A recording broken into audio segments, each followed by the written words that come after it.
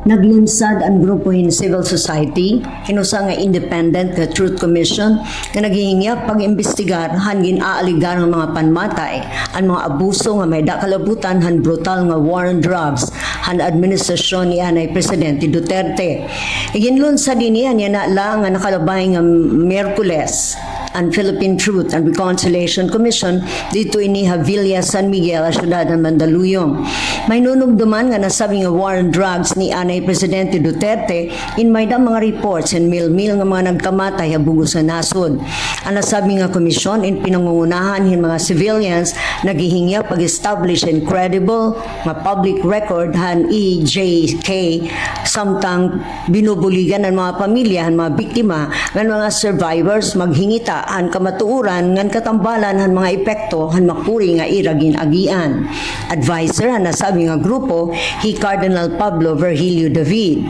Ginklaro ni Cardinal David nga ini nga grupo, the Philippine Truth and Reconciliation Commission, nagtutuyo makahikay ang mga kamatuuran bahin ng extrajudicial killings. Sa ring paniya, pagkalkal ang mga kamatuuran nga upod na hilubong han mga pinanmatay ngan biktima han madugo ngan brutal nga drug and wars. Ano good ang nahitabo, totoo ba nga inatuhira? Panginanog gihapon kung totoo nga mil-mil nga mga suspetsado in kinontra han pag-aresto haira. Igindoon ang Cardinal nga ini nga commission indiri pagsaliwan han korte o pagkilala han criminal liability kontra han mga tao nga konektado han anti-drugs operation.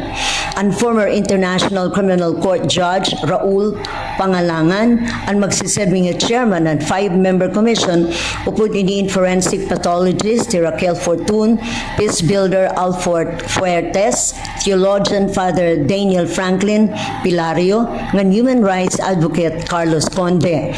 Ang sabi nga grupo in magpapagawas in periodic reports ng recommendations kada unong kabulan. Igsusumiti ine mga institutions subod ang Commission on Human Rights, Congress, National Police Commission, nganhan Malacanang or ngadto ha Malacanang.